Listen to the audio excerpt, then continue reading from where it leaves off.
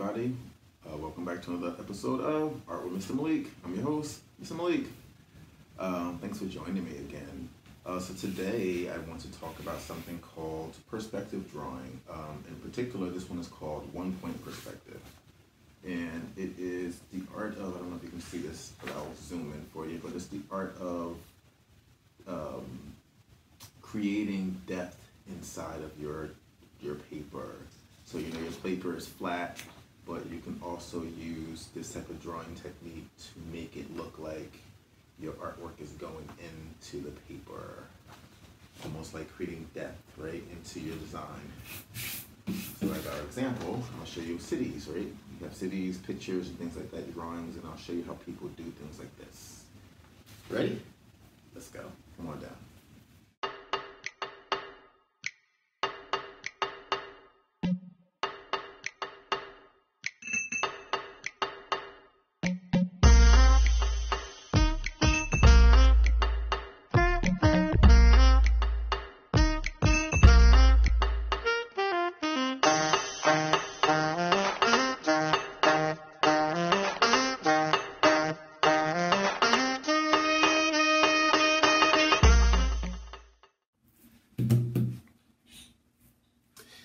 So as I was talking about before in our examples, we have just the basics of kind of what you do as far as how to create one-point perspective, literally by creating a point on your drawing, and everything in that drawing goes towards that point, which then makes it look like things are going into it, or it has some kind of depth or dimension to it. And the same applies to our city pictures or any landscape drawings or paintings that you do. You can use one-point perspective. There's also things as 2-point and 3-point perspective, but for today's lesson, I'm going to show you how to do one-point perspectives. Here's some other examples that I also found that just show you quickly a different angle, different ways that you can use one-point perspective when you're doing landscape drawings or drawings of cities or things like that. So let's just talk about how we get there. You ready? So basically you just need a blank piece of paper. I have my pencil, eraser, and my ruler. Ta-da! One of the first things you want to do is, especially when doing like something like a landscape, you really want to decide on where your horizon line is. And the horizon line is basically the line where the sky meets the ground. It's like an imaginary line that we call a horizon line, but you actually draw it out at first. So my horizon line is going to be probably halfway, somewhere in between halfway in the middle of my paper. I'm going to draw it dark for you at home so that you can see it at home, hopefully. And basically you just start off with putting a point right in the middle of that line, right? Or anywhere you want on that line, but for now we're going to start in the middle. And then that creates our point perspective. From there, I'm not going to mimic the city here because that's a lot of details, but I'm just going to show you some basic things that you can do to create the same type of design. So you're basically going to start off with using your ruler to create shape and dimension going off of your page on both sides.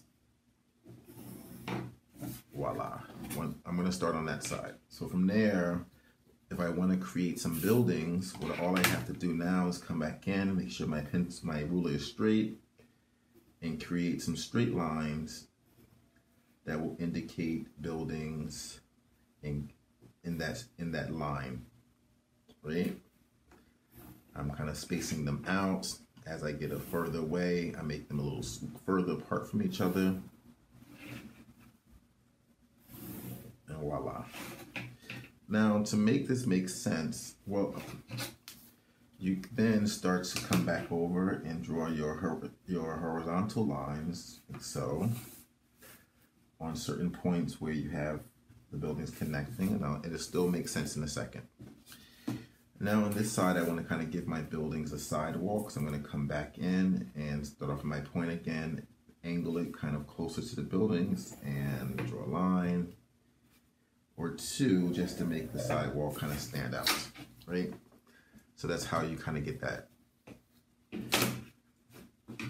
Now, just so you can see quickly how this makes sense, I then come back in with my eraser and I can erase the lines that I don't want. So I start off at the top here. I can erase my horizon line.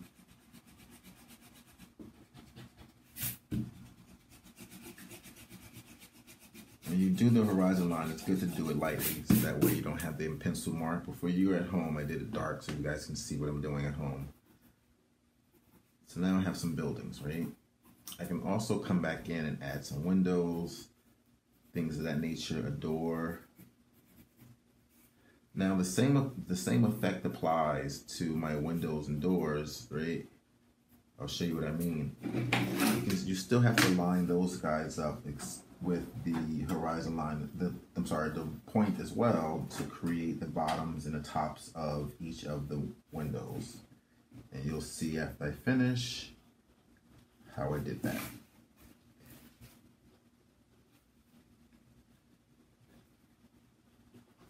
I should have did this before.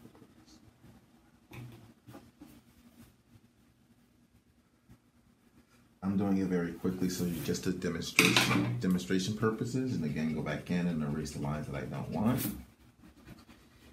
But this is how you build your city up. And of course, eventually I'll erase the point here because I don't need the point anymore. But for my guideline purposes, that's what happens.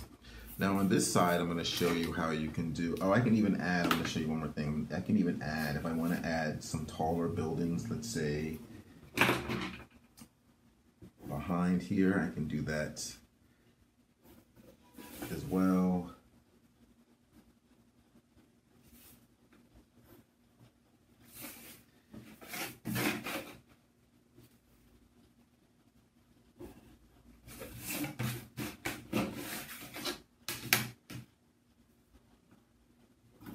And you see, all I'm doing is using my ruler to make straight lines. Now look at this neat trick. I can also do,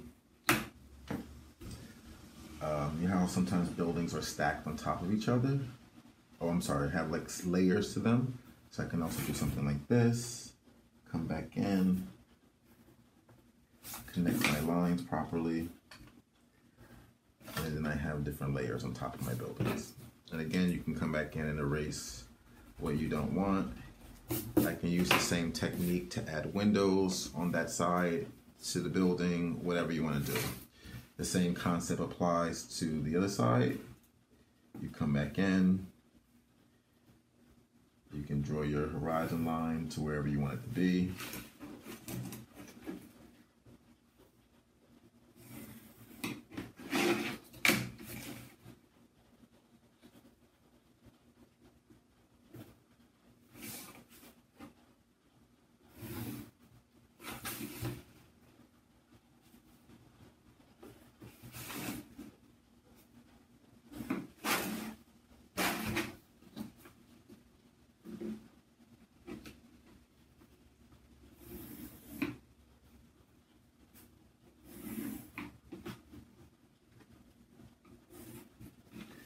Right?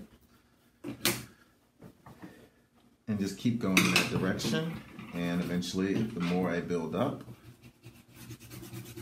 erase my horizon line so I don't have it interfering now. I don't need that anymore. And I can cut this building in half by adding more details, more lines to it, like I just did the other side as well.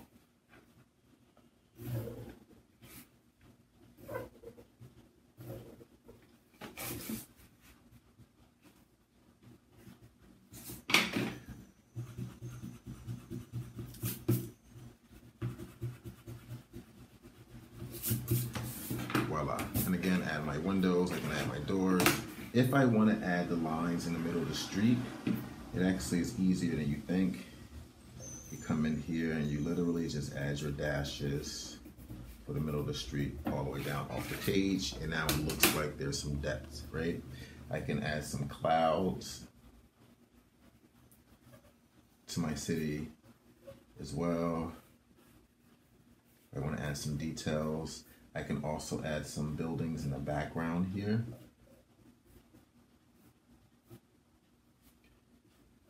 just so you can see some buildings in the distance. They can always have different shapes because buildings have different shapes. They don't have to be rectangles like mine are. They can be whatever shape you want yours to be. And voila.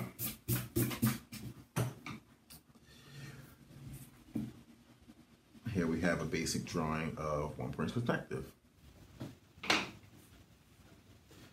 So I hope that was fun and cool for you to learn just really quickly how you can turn a blank piece of paper into something of dimension and depth in your own cityscape or landscape or whatever you want. I encourage you to look it up on the internet to find different examples if you want to figure out how to do so, or take a photograph of your own street or wherever you want to, your own location, wherever you can find, and try to draw it. You know, it's very easy. Start off simple at first. Don't try to overdo it, and then build your way up.